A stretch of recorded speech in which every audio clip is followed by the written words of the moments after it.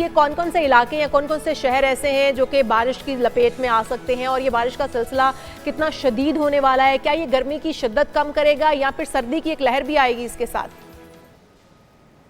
जो ऐसा है कि 7 अक्टूबर से नहीं है, ये 3 अक्टूबर से रात से शुरू हो चुका है सिलसिला, और 7 अक्टूबर या 8 अक्टूबर की सुबह तक ये जारी रहेगा मुल्क के मुख्तलिफ इलाकों में वक्फे वक्फे से।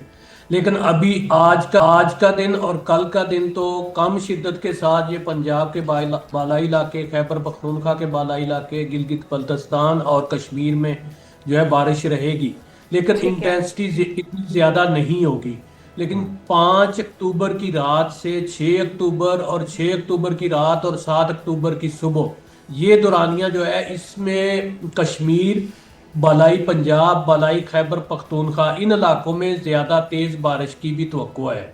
और ओह। इन बारिशों की वजह से एक तो जो गर्मी की शिद्दत है कम होगी, टेम्परेचर ड्रॉप होंगे, और जो पंजाब में एयर क्वालिटी डिटीरियोरेट हो रही थी उसमें बेहतरी आएगी।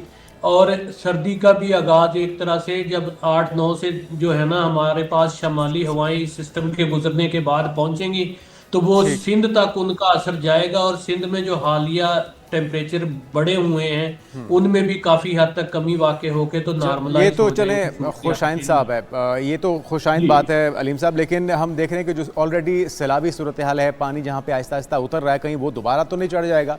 और जिस तरह से हमने रिसेंट पास में भी देखा क्लाउड बर्स्ट की सी सूरत हाल, तो जहाँ पे शदीद बारिशें हो रही हैं, कोई इसका खदशा तो नहीं? और तीसरी बात ये भी कि जो बारिश सिला है इससे कितना फ़र्क पड़ने वाला है टेम्परेचर में, कितना टेम्परेचर नीचे आएगा? टेम्परेचर की अगर हम बात करें तो बालाई इलाकों में तो टेम्परेचर 5 से 7 डिग्री सेंटीग्रेड तक जो है ना रात के दर्जा हरारत खास तौर पे वो फाल हो जाएंगे। दिन के दर्जा हरारत में भी 3 से 4 डिग्री कमी वाक़ई होगी इंशाल्लाह। जो जी। आपने बात की इंटेंसिटी की, तो जाहिर है इसमें हैवी रेनफॉल की प्रोबेबिलिटी तो है, लेकिन रिवर्स में डिस्चार्जेस इससे बढ़ेंगे। लेकिन जिस तरह पिछले 2 स्पेल्स गुजरे हैं कि उस तरह से कोई वो फ्लडिंग, रिवर्स में फ्लडिंग या इस तरह की कोई हाई फ्लड की कंडीशन जनरेट होने के चांसेस नहीं है। हाँ, अलबत्ता ठीक ये है। कश्मीर साइड पे और ईस्टर्न रिवर्स में हमारे सतलुज के कैचमेंट एरियाज में भी बारिशें हैं। साथ अगर इंडियन डैम भी अगर पहले से फिल हैं तो उनसे अगर कुछ डिस्चार्जेस होते हैं तो वो डिस्टरबेंस क्रिएट कर सकते हैं। ठीक है। अच्छा मोहम्मद अलीम साहब, ये भी बताएगा क्योंकि बारिश जो है ये अनएक्सपेक्टेड बारिशें हैं इस महीने के अंदर, या फिर ये प्री प्लान होती हैं और इस महीने में पहले भी इसी तरह से बारिशें होती हैं, इस तरह के स्पेल्स आते हैं? और दूसरा ये जो दौरानिया होगा सर्दी का, क्या ये भी बढ़ेगा? अब सर्दी भी ज़्यादा पड़ेगी? नहीं नहीं, ये एक्चुअल जो हमारे पास से जब मॉनसून रिट्रीट करता है तो वेस्टर्ली वेदर सिस्टम जो है ना वो सर्दियों में स्पेशली वो मूव करके आते हैं वेस्ट से। रेगुलर वो हर महीने 2-3 वेस्टर्ली वेव्स पास करती हैं, कुछ हायर लैटिट्यूड से गुजर गई, कुछ जो है ना वो नीचे जो सदर्न पार्ट्स हैं वहां पे भी इफेक्ट करती हैं। लेकिन इस सिस्टम की ये एक खसूसियत है कि अभी रिसेंटली एक जो डिप्रेशन है वो कराची के साउथ से अरेबियन सी में जा चुका है वो गुजरते हुए। ठीक कुछ है। तो उसके अराउंड हवाएं घूम के इधर आ रही हैं, कुछ बे ऑफ बंगाल से एक लो प्रेशर एरिया मूव करके अभी परसिस्ट कर रहा है इंडिया अच्छा। के सेंट्रल पार्ट्स पे।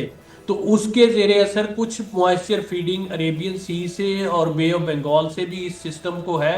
उसकी वजह से हम एक्सपेक्ट कर रहे हैं कि इसमें मॉडरेट टू हैवी रेनफॉल के तो पोटेंशियल अलीम है। साहब, ये इससे मॉडरेट हैवी रेनफॉल देगा। मौसम क्लियर भी हो सकता है, क्योंकि हम देख रहे हैं कि अनएक्सपेक्टेड वक्त से पहले ही स्मॉग बहुत ज़्यादा उसने लपेट में लिया है लाहौर को, और पिछले हफ्ते तो वो दुनिया का नंबर 1 पे आ गया था आलूदगी में। तो इससे मौसम भी क्लियर होगा, स्मॉग में भी कमी वाक़ई होगी ये इन बारिशों के स्पेल से? हाँ, वो तो मैंने आपको पहले बताया ना कि 8 तारीख के बाद जब ये सिस्टम गुजर जाएगा ना तो उस जी। दौरान विंड्स हमारे पास नॉर्थ वेस्ट से आएंगी, और वो विंड्स नॉर्थ वेस्ट से जो पेनिट्रेट करेंगी हमारे नॉर्दर्न पार्ट से वो नीचे सिंध बलोचिस्तान तक वो विंड्स जो है ना वो जाएंगी। उनकी वजह ठीक से है। एक तो हमारी विंड ड्राई होगी, मौसम बिल्कुल क्लियर होगा, और ये जो एयर क्वालिटी है इसमें भी काफी ज्यादा अरे वाह। इंप्रूवमेंट होगी, टेम्परेचर्स को भी डिक्रीज करने का सबब लेकिन मोहम्मद बनेगी। अलीम साहब, हम और ये देखते हैं सिलसिला हमेशा 10-11 10-11 अक्टूबर तक ये सिलसिला इसी तरह से चलेगा। ठीक है। अच्छा मोहम्मद अलीम साहब, हम हमेशा देखते हैं कि फसलें जलाई जाती हैं पंजाब, भारतीय पंजाब के अंदर, लेकिन स्मॉग यहाँ पर हमें फेस करनी पड़ती है। यहाँ पर तमाम भट्टे जिगजैग उसके ऊपर ट्रांसफ़र कर दिए गए टेक्नोलॉजी के ऊपर, इसके बावजूद हम देखते हैं यहाँ पर स्मॉग जो है वो बहुत ज़्यादा बढ़ जाती है। तो क्या हवाओं का रुख हमेशा भारत से पाकिस्तान की जानिब होता है या पाकिस्तान से भारत की जानिब भी जा सकता है, या इसका हवाओं का क्या तरीक़ाकार, क्या पैटर्न होता है इनका?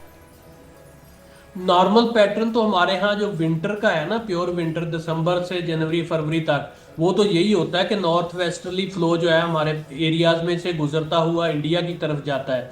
लेकिन जब कोई वेस्टर्ली वेव अप्रोच कर रही होती है तो उसके ज़ेरे असर हमारे यहाँ से साउथ से या साउथ ईस्ट से इंडियन इलाकों से विंड्स होके हमारे स्पेशली नॉर्थ ईस्ट पंजाब में लाहौर सराउंडिंग एरियाज में दाखिल होती हैं। तो उसकी वजह से ऑलरेडी चूंकि पोल्यूशन होती है, कुछ उधर से मजीद वो हवाएं ले आती हैं, तो वो अक्यूमुलेशन हो जाती है। उस वजह से जो है ना वो स्मोक बढ़ जाती है। लेकिन जब हमारे यहाँ नॉर्थ वेस्टर्ली पैटर्न फ्लो कर रहा हो उस दौरान स्मोक की में कमी, काफ़ी हद तक कमी रहती है। ठीक है, बहुत शुक्रिया।